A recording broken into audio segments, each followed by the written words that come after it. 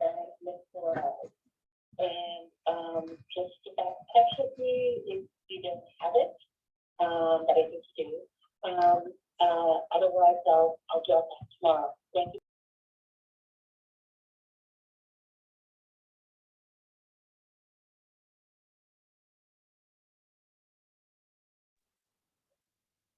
Okay, Meg, Yeah. can you hear me? You want to finish introducing yourself? Okay, Meg, can you hear me? We can hear you. Very good. Okay, then shall continue. Again, my name is Scott, owner, head grower, waterer, weeder here at Falls Village Flower Farm. We've been in operation growing plants, propagating them for 24 years in Falls Village. We are a rather small operation. There's people in Falls Village that still don't know that we're here, which is quite interesting. So we've got a wide area here, 27,000 square feet of growing space. We do everything outdoors. And my theory and belief is that what makes our plants very healthy, hardy, reliable, because they are all grown outside with no greenhouses or barns. I've had people ask me if we overwinter our plants in barns. No, we grow them outside, we propagate them outside, and we overwinter them outside. It makes them hardy and healthy, and might help too, because they're all working outside also. So we're here to talk about plants. Um, I've got a number of different plants that for different situations. And we're going to start off with a sunny, dry situation. We've got Dianthus, sedums, and a perovskita.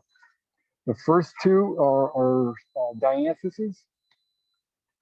This one here, which has got a lovely dark pink flowers, is called Fire Witch. This is the tag here, and Meg will let me know if that's not readable. And the other Dianthus is called Bass Pink.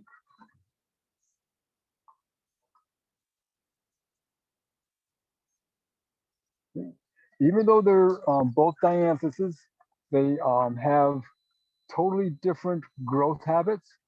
The Dianthus Fire Witch is more of a clumper.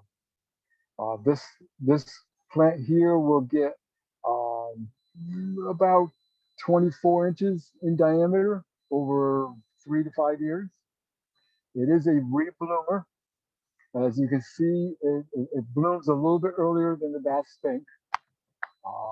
And once this main bloom is done with, to get it to rebloom, you would shear it back. So you would take all these, you wait for these are all done and spent and they're starting to make seeds. So I'm just going to do this now so you can see how far back to cut them back. If you're very patient, you can go and cut each one individually if you like. But I'm a very impatient person sometimes. And this is one of the situations that I'm impatient. So I will just go through and I will shear it back.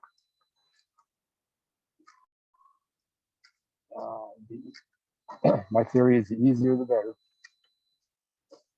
like so. And that will rebloom throughout the summer. Now it won't rebloom as prolifically as it does at the beginning of the spring. It will send them up. But it's well worth, the number of blooms that they send up during the summer is well worth it. And then after that, since there isn't that many of them, then you take them, just cut them back individually as they start to die back, and they'll keep blooming all summer. The, the Bass Pink, totally different animal as far as this growth habit goes. First of all, it has its first flush of flowers in the spring, and that's all you're going to get. Okay, it is not a rebloom, but what it does do is it creates a much larger mat. It's more of a ground cover. This one plant here will go out 3 to 4 feet. It just loves to spread out. So, and again, once these are all done blooming, you cut them back, and you've got a very nice um, gray green foliage. That's it's a very nice ornamental look throughout the summer. Right? So we got Dianthus bass pink and the Dianthus uh, fire witch. One thing I would like to mention is that in the plant world, there is many different cultivars. Um, Now let's get back. First, let's talk about nomenclature. We've got genus, species, and cultivars. Dianthus is a genus. The species, most of the plants I grow are hybrids, so they're not directly from a straight species, but you basically got genus, species, and cultivar. The name Bass Pink and Fire Witch is the cultivar of these two genuses of Dianthus. So that's how that nomenclature works there. Alrighty, sedums.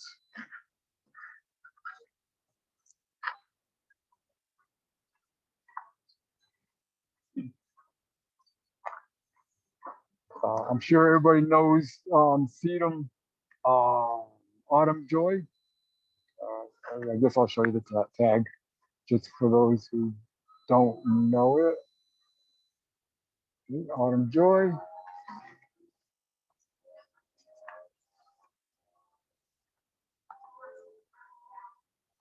Sedum acres. And sedum lightichensia. Oh, I'm sorry. No, Bertram Anderson. Lightichensia and Bertram Anderson always get me mixed up because they're very close in color. Okay. All right. Sedum is for your full sun, dry areas. Again, just like the Dianthuses, we have different growth habits. The autumn joy, upright, a clumper, and these two here, the acres and the Bertram Anderson, are ground covers. The acres is very aggressive.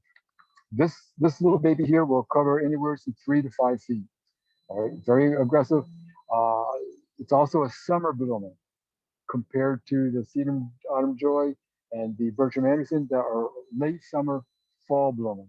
The acres is a summer bloom, big, huge yellow flowers. It doesn't get much more than 6 to 8 inches off the ground. Again, it's a ground cover. So beautiful yellow flowers in summertime, and a great ground cover for a sunny drive. Bertram Anderson. Also, I'd like to mention, if anybody has any questions while I'm presenting these plants, please feel free to type it into the chat or raise your hand, and Meg will recognize you so that you can ask your questions so that we can deal with it as we're talking about the plants. Okay? Because I could ramble on all day and you might not be interested in what I'm talking about. So if you got questions, and I can talk about what you're interested in. So anyways, Bertram Anderson. Again, it's another ground cover. Not as thick of a ground cover as the acres. You can see the difference here. The acres is very thick, a lot of growth. Where Apex, stay here. Tom, Okay. somebody's wondering if you would rename the one, tell the name again of the one with the big yellow flowers, please. Yes. Sedum Acres.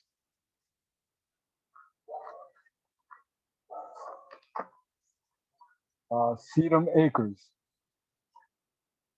Okay. Somebody asked for that name again. Okay. So the Sedum Acres ground cover, very aggressive, very thick. The Bertram Anderson, not quite as aggressive as a ground cover, but it will cover probably 18 inches to 12 inches, 12 to 18 inches. And as you can see, it's going to be a lot sparser as far as the ground cover. Um, pink flowers, late summer, a dark pink, whereas the autumn joy is your lighter pink and much taller. Tom, Now, yes, can you state the deer resistance for each plant? I will. Great, thanks. Okay, yep. Somebody asked if I could identify deer resistance for each one of these plants. The sedum acres and the Bertram Anderson, I have not had much problems with. The sedum autumn joy, I have had problems. The deer do like that. Here at the nursery, I actually have deer that come right into the nursery and browse through my whole nursery. And they love Aquilegia, the columbine. But I do use this, just so you know, not promoting anything, but I do use a deer repellent. The peppermint spray works very, very well. So I'm not going to name any brand names, but that does work very well. I just lost an earbud. Okay. One thing that I do with the sedums at this time of the year, mostly because of the container that we grow them in, it's very limited. I mean, we got a plant here that wants to get 24 to 30 inches tall and just as wide, and it only has this 2-gallon pot to grow in. So this time of year, this is what we do to them. Okay, we cut them right back. And what that does is it forces this plant to be much shorter and not as big around. You can do this in your garden if you like. If it's happen to be growing in an area that it doesn't have enough room. And again, we did this to the Bertram Anderson also. Okay. So that's the sedums and Perovskite. Again, dry sun. Tag. Right. Thank you. This is Perovskite superba. Common name is Russian sage. Very aromatic and long spikes of a medium blue flower. And one thing I want to say about the Perovskite, we handle it like buddleias. We don't touch it in the fall when it's going into dormancy. We wait until the spring, just like the buddleias, when they start to, the buds start to swell up, and they start to come out. This Perovskite last year was up this tall, 24, 30 inches tall. And this spring, we cut it right back almost to the ground. There is one stem in here from last year. You can see that there. And this is where all the growth is coming out from that stem. Everything else is coming from the base. In the garden, when I'm maintaining plants in the garden, I love my prunings. They're my best friend. Pruning really does a plant a lot of benefits. It encourages it to grow. It'll keep it healthier because you're getting rid of dead material, the material that crosses over. But it also, once you get rid of all that material, then you tackle the material that's left over and you prune it for shape, size, and also for to force it to bloom at different times. And if it's a plant is cleaner, not as thick, and it gets better air movement, so it will be healthier. Okay. Deer resistant. Deer will not touch your Perovskite. It stinks to them.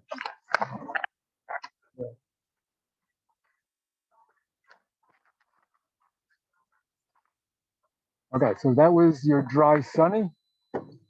Now we'll handle the dry shade.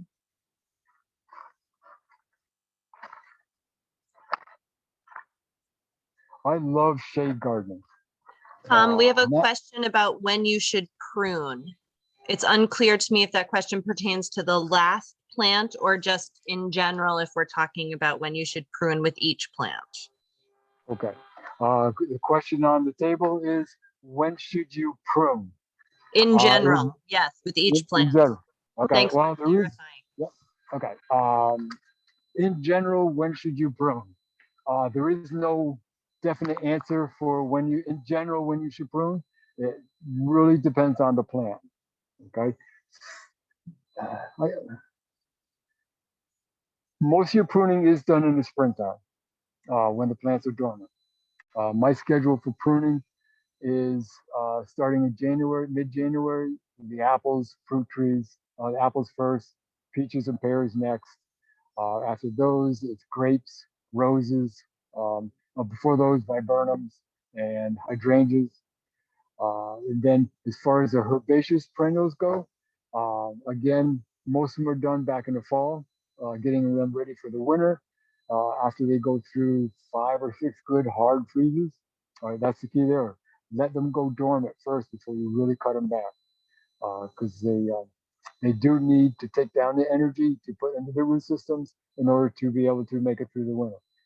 And then in the springtime, as far as herbaceous plants go, you've got things like your buddleia, your paraskia, that you need to wait for them to wake up before you do prune the material back.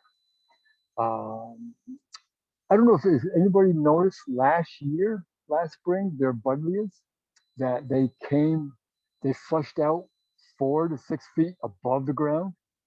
I mean, for years, I've been waiting for that to happen because I've got a huge stand of buddleias that have been in the ground and coming back for the last 15, 20 years. They just love the area that they're in. And I was just waiting for that to happen. And it did last year. And it was just a huge, huge mass of buddleias. And the butterflies just loved it. This year, it happened again. But I decided to cut it all the way back to the ground because it was just a nightmare of being huge. And also deadheading all those flowers. I got better things to do than deadhead buddleias. But anyways, this year I cut them all the way back. Other things like we'll stick with pruning. Um, Pruning herbaceous plants. Good question. I did have this on my agenda to talk about. We have a phlox paniculata David here. I didn't put the species. It is a paniculata. Phlox David. It gets anywhere. It's a garden phlox, 30 to 36 inches tall. And this one here is Veronicastrum. Veronicastrum fascination. This is one of my favorite plants. This baby is gorgeous. It pays the rent. It gets 3 to 4 feet tall. So herbaceous plants, after they come out of dormancy and they're growing, they're getting up like this in your gardens. What I do, and it's interesting that a white-tailed deer taught me this, because a white-tailed deer, I used to take care of the gardens at Noble Horizons. There's a beautiful stand of phlox paniculatas right out front. A deer came along and chewed the front half of it right down. And 2 to 3 weeks later, the stems that they didn't chew blossomed. 2 weeks later, the ones that they did chew blossomed. So extended the bloom. So one thing you can do is take your things like the phlox. There are other plants you can do with this too. Salvias, you can do it too, which I just did today for a gardener or for a client of mine. Agastache Blue Fortune, Flickrum. I've got Flickrum here, which we'll talk about later. You can do that to it too. What you do is this phlox David has 1, 2, 3, 4, 5, 6, 7, 8 flowering stems coming up. You take mostly I take the outside branches, cut them back to a node. okay, just above a node. A node is an enlarged area on the stem where the leaves come out of, because right at those leaves there are buds there within that node.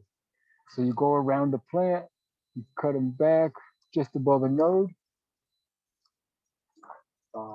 And then also one thing about pruning, you want to keep it clean and not let it get so dense and bushy. If you get little things like this, cut them out. They're not going to do much anyways. You take these little things here. We cut those right out. So I left four there. They will bloom first, and then where I cut back will flush out and bloom 2 to 3 weeks after these bloom. You can do that with the Veronicastrum also. Here's a good, you can really see the node area here where the leaves are coming out. And what's really cool about this one is the terminal bud will only have one flower coming up out of it. When you cut this Veronicastrum back at that node, there will be 1, 2, 3, 4, 5, 6, 7 flowers coming out of this node right here, like that. So these two here will bloom first, and these two here will bloom later. So it extends your bloom time.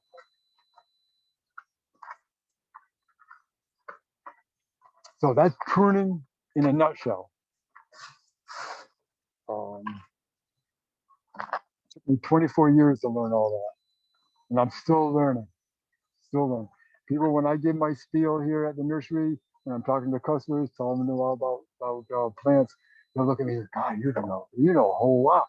And I'll look at them and say, I don't know anywhere near as much as I could know. So anyways, shade dryness. We've got epimediums, the Epimedium alabaster.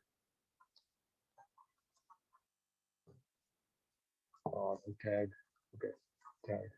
And Epimedium rubrum. I also grow in, which one to go? An epimedium called sulfurium. The rubrum is a pink flower. Alabaster obviously is a white flower. This baby here, the rubrum, is all done blooming. There's a few seed pods in there. The epimedium is a really good ground cover. The rubrum and the sulfurium. There are cultivars like the alabaster, which is more of a clumper, nowhere near as aggressive as the rubrum or the sulfurium. This plant here, when you give it time, this will cover a 3-foot square area. Very aggressive. This baby here, it'll cover 12 inches in its lifetime, more of a clumper. So they are deer resistant, as are the geraniums. So you got a shady, dry area underneath maples. You plant your epimediums, they'll love it underneath the maples. Last year, I did a big planting underneath a cassura, underneath the cassura tree. We did geraniums and epimediums, and they're loving it. They come up this year and they're doing beautiful. So that's them there. Geraniums.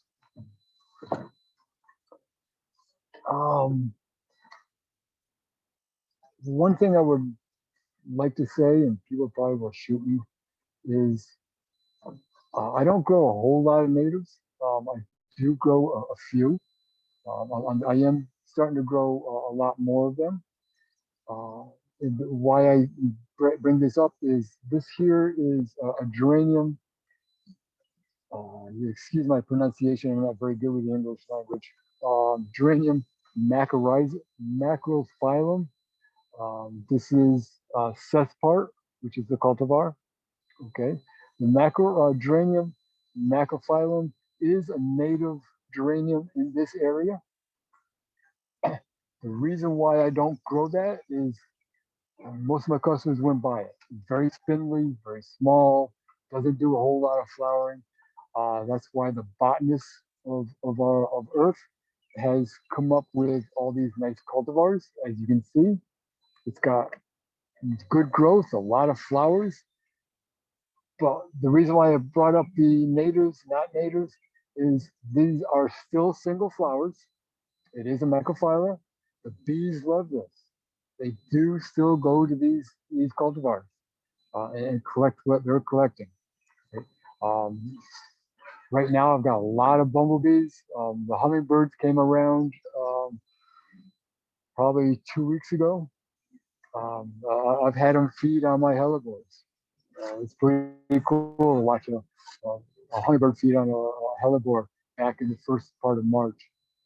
Speaking of hummingbirds, I got buzzed by one today in the garden. It was pretty cool. It came right up behind me. It was just like, so, Sethpart, beautiful.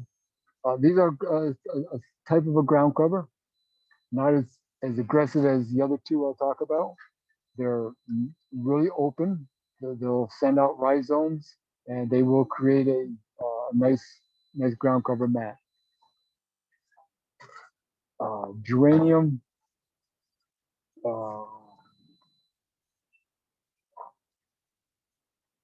Ingwertson's variety.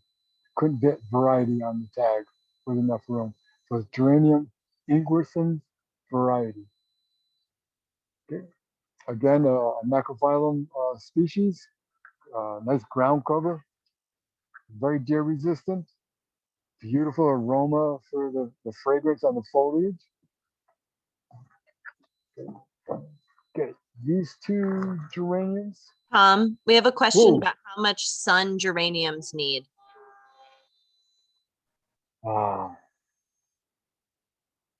geraniums are going to take maximum, it depends on the morning or afternoon. If it's the afternoon sun, not much more than 2 hours. If it's in the morning, they'll handle up to 10, 11 o'clock. But they do love their shade. We grow them in dead shade. Also, I think it's Durr in one of his books, he had over 200 descriptions of shade.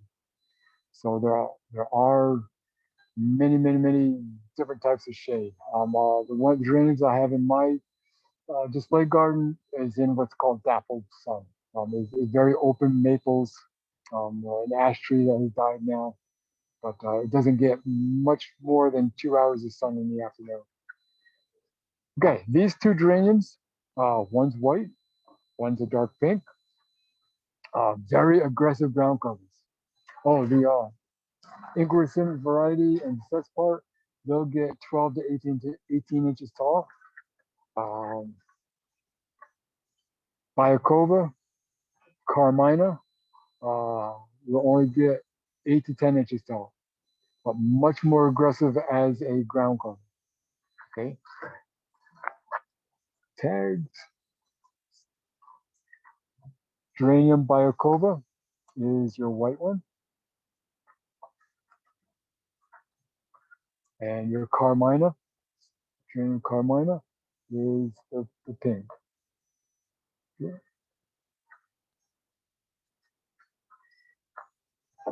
So these, interestingly, don't need much pruning at all. You don't do anything with these. If the spent flowers annoy you, you can take some shears and just go right across over the top of them and give them a haircut to get rid of all them. We don't do that. It's time consuming. It's not worth it. They'll fall apart and just go away. They also, they may seed themselves. In fact, I know they will. So, that's dry shade.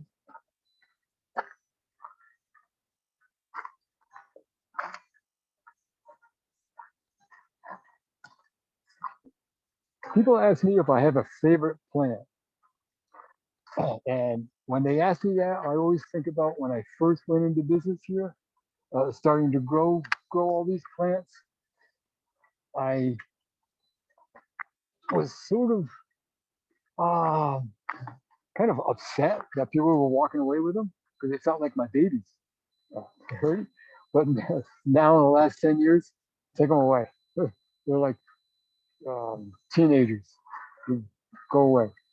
So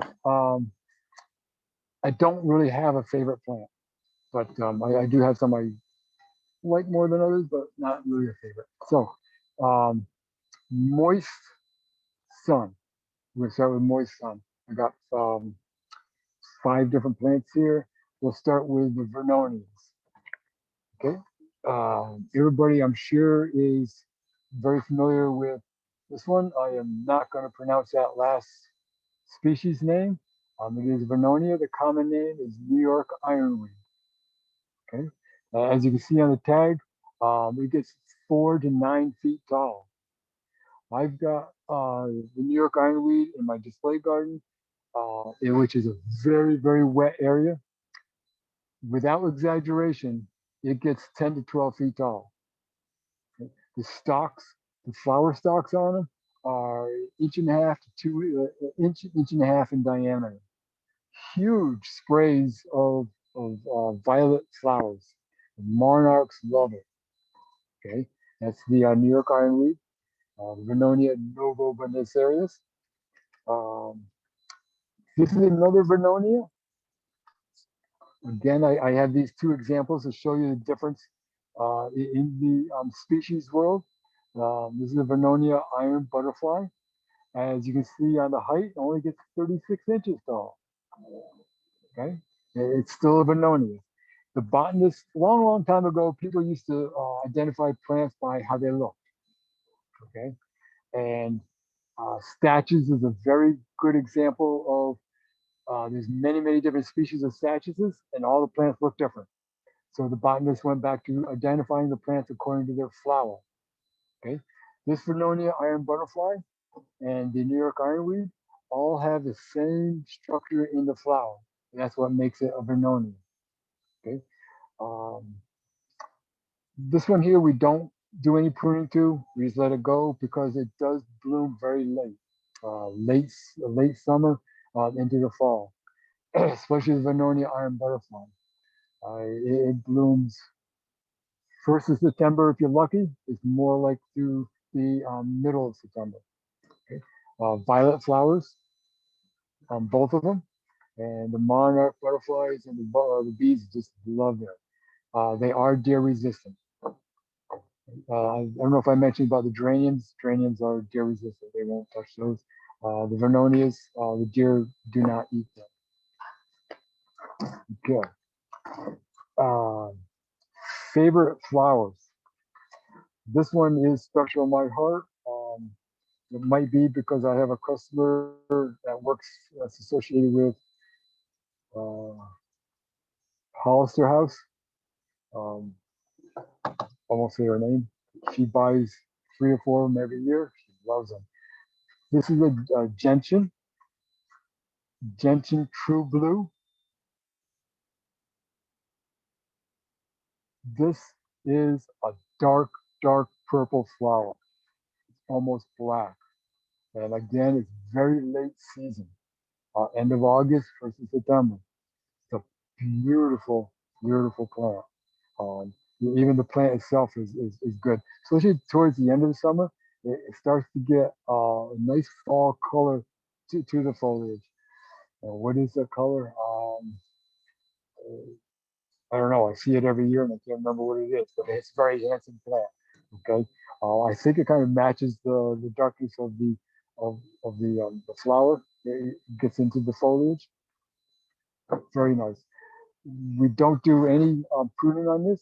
I guess you could, because there are plenty of nodes on here that would send off more flowers here, but it's not worth it. So we don't. We just allow the terminal buds to produce the flowers. Okay, Eupatorium.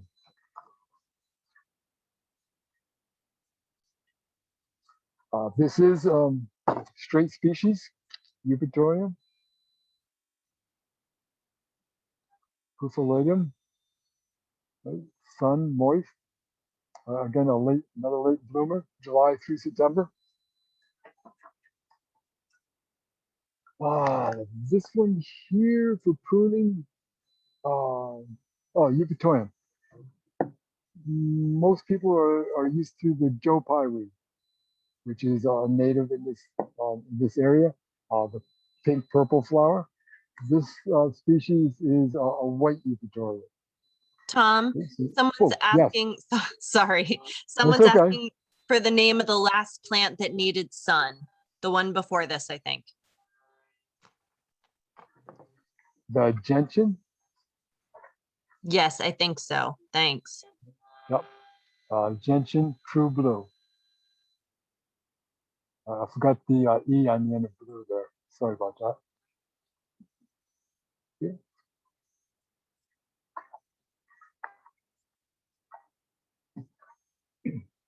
Okay, so Eupatoriums. Again, you can do the pruning bit here. If you really love your gardens, the smaller material, take that right out, right at the base. All this little stuff. It's just in the way.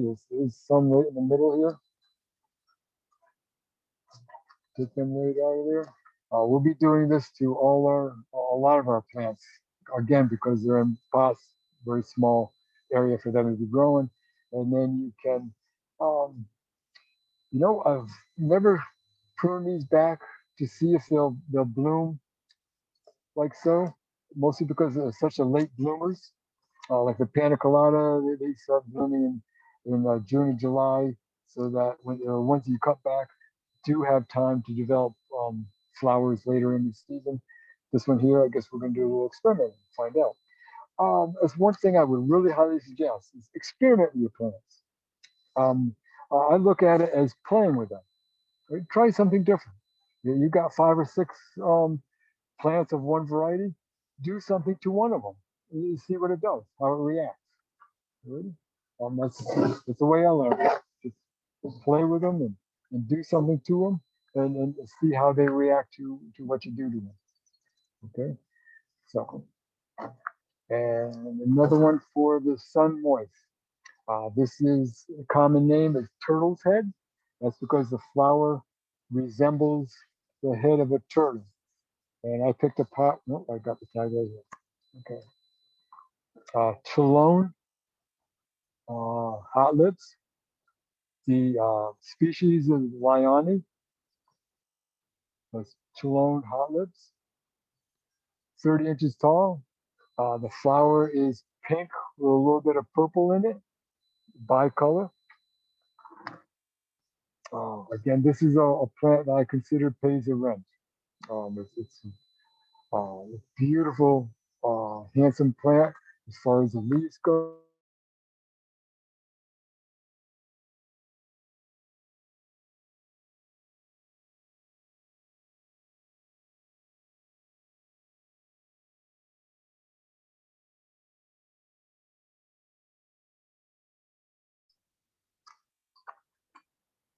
You can see I love my prunes. Like so. Yeah. Good. So to recap, we got Chelone, hot lips, um, Vernonia iron butterfly, Vernonia novo Buenos New York ironweed, Eupatorium perfoliatum, and the gentian, all for your sunny, moist areas.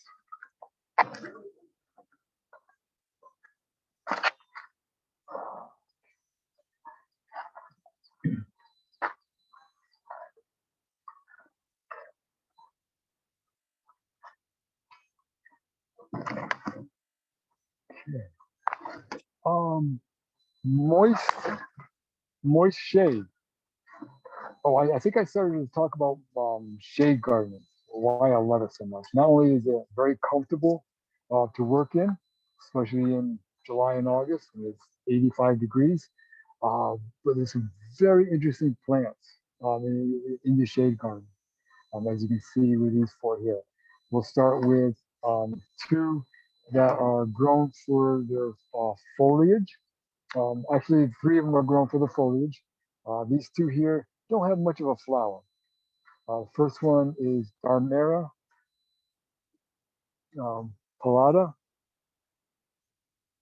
It does have a flower. It comes up first before the foliage comes up. It's only about 4 or 5 inches tall. Looks like a mushroom. A lot of many different flowers around that mushroom, cone shaped. Bees love it. It's an early flower, but it's grown mostly for the foliage. This is called the umbrella plant, as a common name. 24, 30 inches diameter. Loves it along the ponds, streams. It will take some sun as long as it gets its water. It will grow in almost standing water. Okay. The reason why we have display gardens is when I show a customer this plant and I tell them that the leaves get 24 or 30 inches in diameter, you're kind of looking at me kind of funny. So I take them over to the display garden and show them what they can really do. And then they believe me. Astroboides. This is not a very good tag. Sorry about that. Astroboides tabularis. This here, baby, does have a more of a significant flower to it. The flower comes up on a tall stalk, 24 to 36 inches tall, and it's still not grown for its flower. It's the leaves. These leaves here will get 3 to 4 feet in diameter. I mean, they are massive, massive. I have one in the garden that's been in there for probably 15 years. The stalks on them are substantial. They have to be because the leaves get really big. This is very nice. When you're buying plants, do pay attention to the information on the tags and how big this plant gets, because this baby takes up a lot of room. Okay, and vice versa. If you buy a plant that only takes up 8 to 12 inches in diameter, doesn't get very big, you don't want to be planting them 4 feet, spacing, because then you have a lot of open space. So we got Darmera and your Astroboides.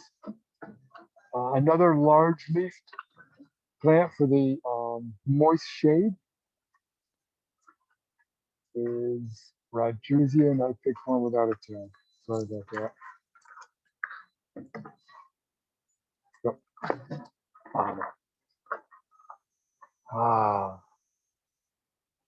Okay, I'll go grab one. Yeah. About 40, 50 feet, and it'll be in the back. Okay, Rodgersia. It does have a substantial flower to it. It would be pink in color. It is a nice looking flower. Bees like it. Deer do not like your Astroboides or your Darmera. They do not like your Rodgersia, so they won't eat those. Okay, this is grown for the foliage. Thank you.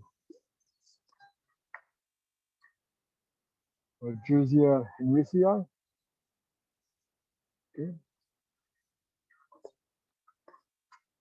Okay. This plant gets 3 to 4 feet in diameter. The clumper. The whole plant itself. Yeah, it's three to this tag says 3 to 5.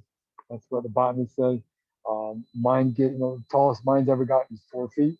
So the flower will get close to 5 feet. And the plant itself will only get about 4 feet tall. But the foliage is just phenomenal. People put a lot of talk into flowers. Yes, flowers are great, but a true gardener, I believe, will appreciate the structure of a plant.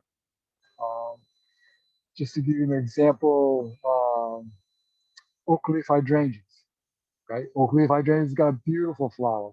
It's got a beautiful fall color on the leaves, which turn a spotty purple. But in the wintertime, the exfoliating bark on the oak leaf hydrangea and just the structure of the wood, the stems, is just beautiful. It really is. In fact, as an example, I do pruning workshops in the springtime. And during one of the classes, a good customer came, signed up. We went through the whole spiel of what we were doing. And at the end of the class, she come up to me and says, Tom, I just never really saw the woody structure of your display gardens. Because they're always here when all the foliage is out and leaves are out and all the flowers and what have you. You really can't see the woody structure of the garden. But during the winter, fall, winter, and early spring, that's when you got the, I guess you could say, the bones of your garden, the woody structure. So it's very important, just the structure, the basic structure of a plant. So, Rodgersia henricii. Okay, one more for the moist shades. This is a late blooming ornamental plant, Tricertis tape silk. A lot of people say that the flower looks like an orchid. Okay, looks like an orchid. Very intricate.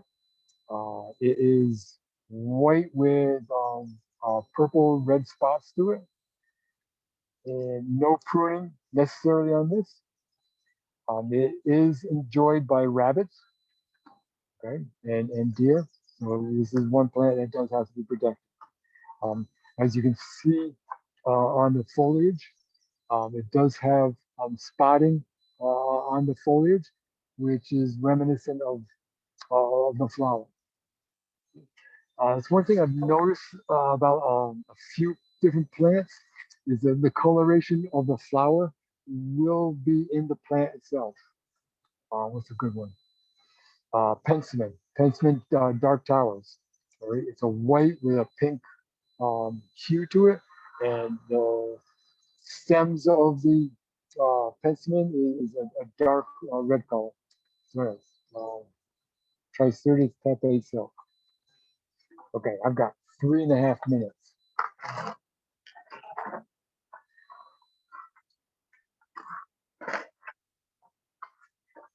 Oh,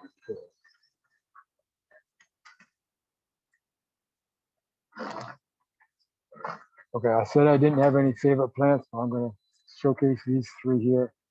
Two of them are Calyctrums. One of them is a non-vining clematis. That says pink. How about fertilizing? When and what kind? Okay, so somebody asked about fertilizing. When and what time?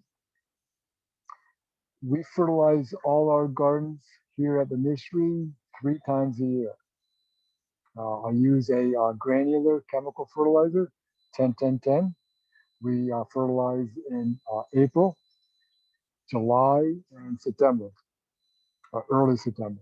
And we always try to time it just before a good rainstorm. Now, I'm also in the camp of the organic people, in that I use a lot of compost. I truly believe that compost, you got to feed the soil in order to have really good.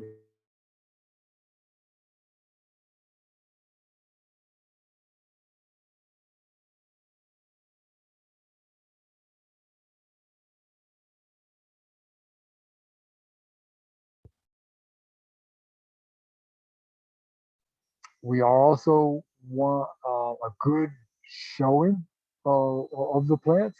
They are hybridized for giving a lot of flowers. As an example, now any living organism, for it to be good and healthy, it's got to have water, good environment, and food. Okay, so in order for your gardens to do really, really well, not only do you have to feed the soil, but you got to feed the plant, and that plant needs your nitrogen, phosphorus, and potash. So I use the 10-10-10. The reason why I use 10-10-10 and not your organic fertilizers, if you read the label, the organic fertilizers are very low in nitrogen, phosphorus, and potash. So if you look at the numbers, they're very low. They have a lot of microorganisms, so to feed the soil, which is good. So that's my spiel there on fertilizer. Clematis, Clematis integrifolia. This particular one here is Mongolian bells. Okay, I wanted to get just straight species integrifolia, but anyways, integrifolia, non-vining clematis. We use small miniature peony rings to hold it up, because if you don't, it'll flop over. But again, it's a clematis because of the flower. It's got a beautiful clematis flower. It's bell shaped. The integrifolia is bell shaped. Mongolian bells, bell shaped. This one particularly happens to be purple, blue. They do come red or white. White is very rare. I do have a few red ones. So again, this is one that you can prune back to get a rebloom. Once the main bloom is done with, you can let it go to seed, because the seed pods are very ornamental. Beautiful clematis seed pod structure. Or you can cut it back again to a node just above a leaf, and it will rebloom. One thing we do in our pots, you can do it in your garden also, is you can take, and after it gets done, the main bloom, you get it all done, just cut it right back, and lo and behold, in anywhere from 10 to 14 days, that will all flush back out again, and it'll look just like this, and you'll have another bloom. Okay.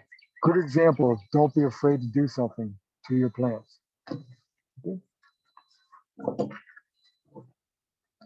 Okay, gotta wrap it up.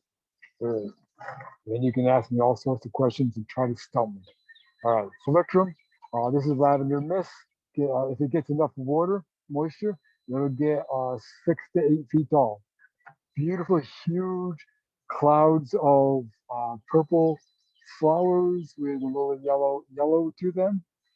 Again, this is one that you can cut back to a node where there used to be a leaf here. Okay, that will flush out and bloom at a later date. Okay. Again, hollow stemmed stalks. They have a blue, purple hue to them, as you can see there.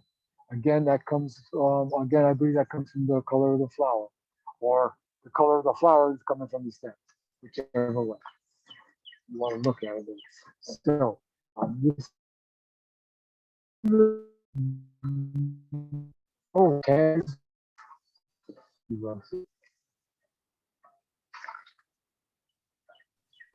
Tom, could Did you it tell again. us the name of that Lavender mist. plant? Yeah, exactly. Lavender mist. Ah.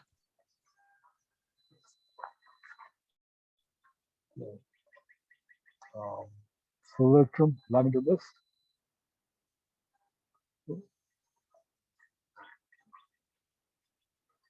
I got customers coming in my nursery pulling tags out of pots and don't put them back. I didn't say that on Zoom. Okay.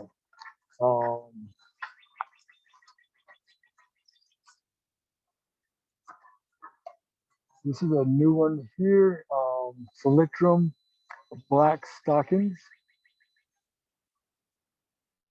The reason I grew this one is because the coloration in the stems much darker, much darker.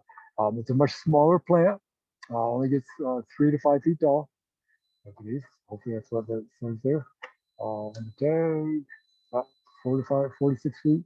So as you can see, it's much darker stem to it. This is the black stocking, and this is the Selectrum lavender mist. Okay. So, that's it. Selectrum, the question is, what sun requirements? Uh, if you give it full sun, more than 6 hours, it's going to need its water. Right? Common name is meadow rue. Okay. It will grow out in full sun, but it does need its moisture.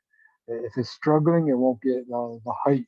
Right? We grow it in our display gardens um, in partial shade and with a lot of moisture to the ground, and it gets anywhere from 6 to 8 feet tall.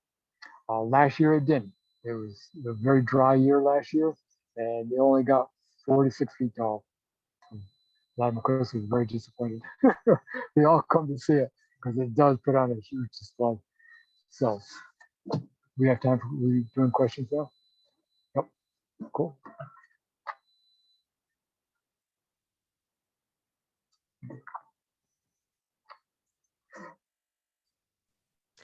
So if anybody has any questions, feel free to put them in the chat and I can read them, Okay. or feel free There you to go. unmute yourself and ask directly when Tom comes back. I'm still here. All right. All right. This is the time during this Zoom that people have general questions about gardening. One thing Tom, I can you would like cut to, off the yep, top, the big tall stock? yeah. One thing I would like to say is I'm not very good at designing gardens. I do hire somebody to do that for me. I'm more into, or I don't know the names very well, what have you. Anyways, I'm more into the growing. Okay. One thing I would like to say, if people get into propagating plants, um, there's 3 basic parts to a plant that I deal with. That is obviously everybody knows about the upper part that grows above the ground, the foliage and the flowers. Now that foliage and the flowers come from a crown, okay, and that crown pushes out your foliage and your flowers, but that crown also pushes out roots, which is the third portion of part of the plant.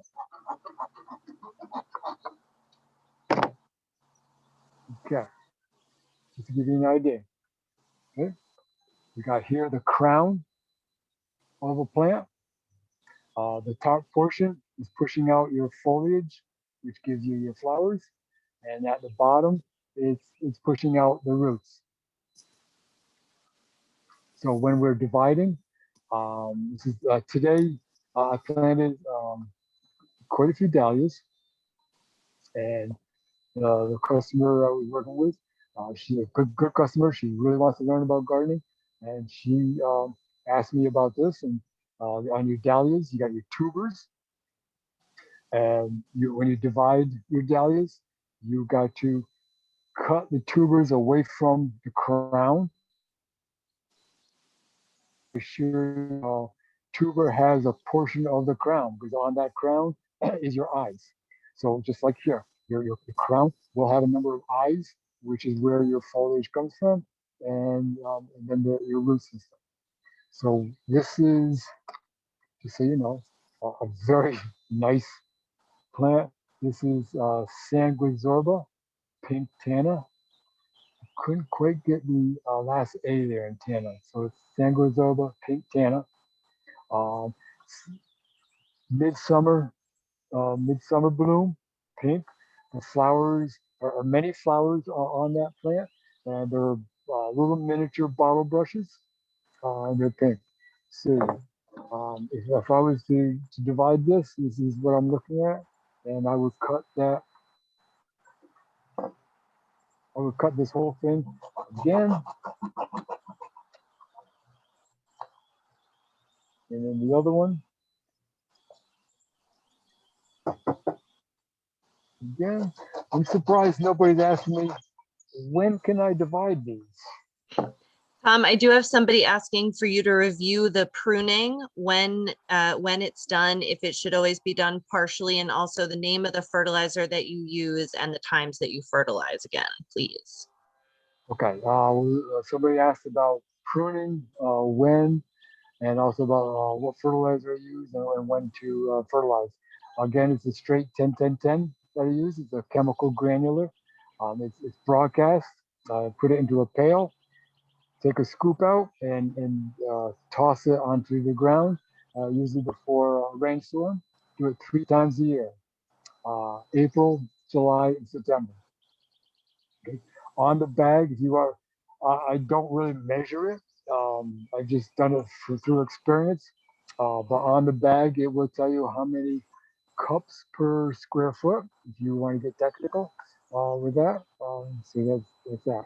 As far as pruning goes, does the person who's asking the question have a specific plant that they're interested in knowing about? Because it does vary from plant to plant.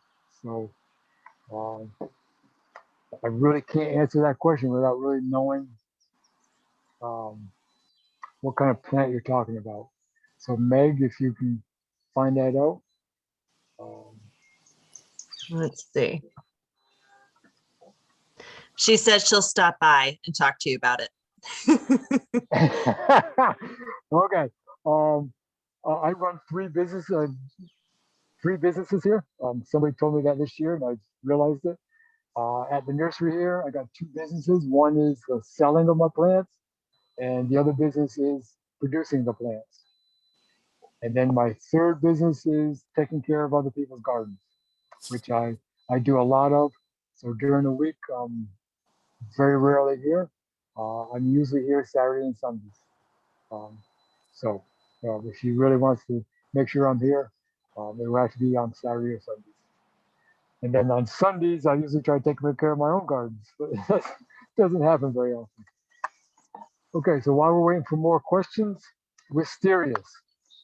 When we first went into the business of growing plants, we tried growing the Chinese wisteria. And for 9 years, I tried to get these a group of wisterias to bloom. And 1 year, I got them to bloom 1 year. So anyways, we went over to the American wisteria. This particular cultivar is called Amethyst Falls.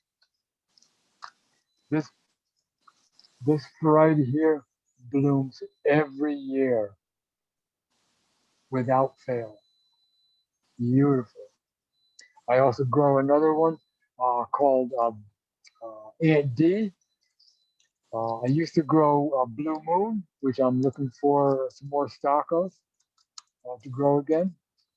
The Aunt D and Blue Moon, the flowers are much bigger than the Amethyst Falls, because the Amethyst Falls is prolific.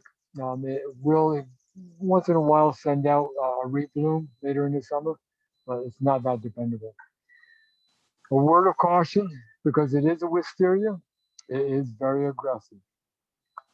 Just to give you an idea, I've got 2 plantings of them here at the farm, and I prune them every year religiously.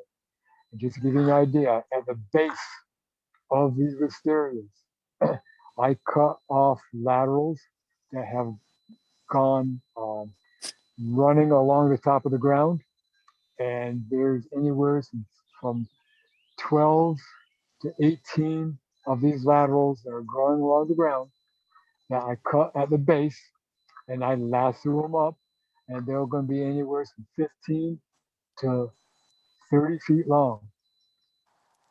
Okay? Tom, somebody is asking what the best time to divide perennials is. Okay, again, it depends on the perennial. We do most of our dividing in the springtime when the plants are dormant. You just saw me do the Sanguizorba. It flushed it. It was in full growth. This one can be done basically anytime. But there's other ones. The best time is to do it when they're dormant, right, before they flush out. Dig them up. When they're dormant, it's much easier. It's much better for the plant. I've realized that springtime work in the garden is very comfortable for the plants because it's cool, it's wet, so it's very comfortable with them, especially when they're dormant. There's very little stress. You can dig them up, bare root them, divide them, and they'll be just happy. But it's very uncomfortable for the garden because it's cool and it's wet. um, but the springtime, when the plants are dormant, is usually the best time.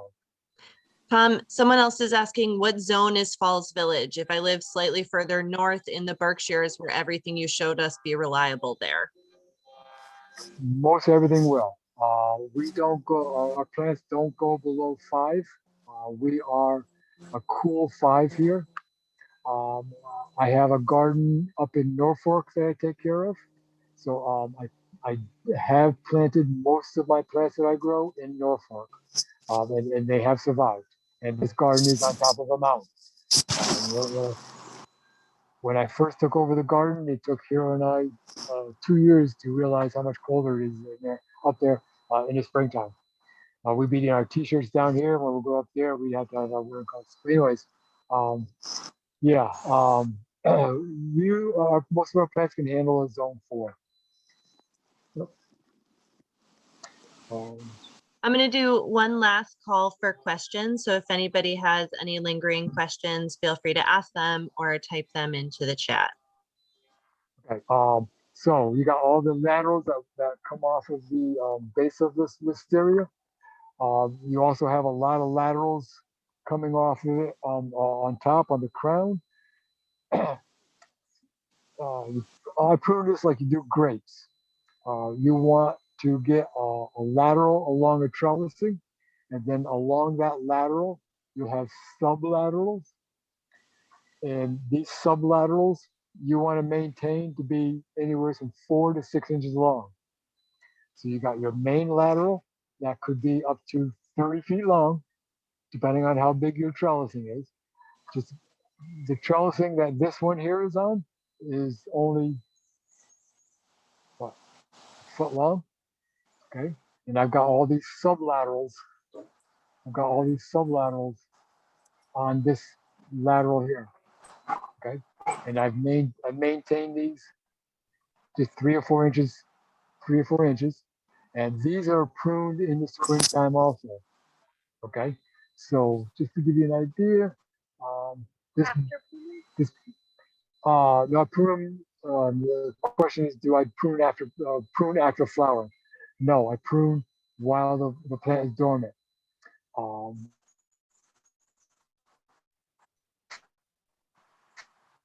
This little sublateral here, which I had cut back here, his bud came out, it's flowering. Now, next spring, this sublateral here, I will to maybe there, and this bud here will come out next year with a flower. But you want to do that in the springtime.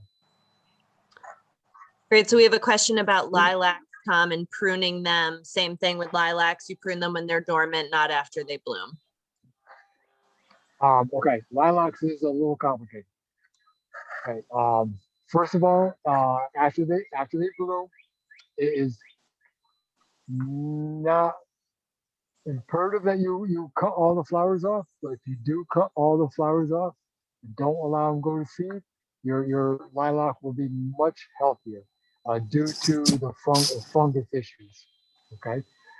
As far as general pruning of the plant itself, anything that's really small and dinky, prune it right down to the ground. All right. It'll help with your airflow. As everybody knows, lilacs are very susceptible to fungus. So if you maintain a lilac with anywhere from 4 to 6 main stems that do your flowering for you, okay, it will be much healthier. But what you got to realize is those 4 to 6 stems are eventually going to get really tall. You can maintain them at a height that's reasonable if you want. After flowering, cut them right back so they maintain them. Myself, my lilacs here, I let them go for 4 to 5 years. And once they get to be 4 or 5 years old with stems on, stalks on them, what, inch and a half, 2 inches, 3 inches, 3 inches is big. I will cut them right down to the ground. Before I do that, for those 4 or 5 years, 2 years before I'm going to prune at that time, I will allow some smaller material come up from the base and start to get developed so that when I do make that major cut of 1 or 2 of those older stems, there'll be something there to replace it.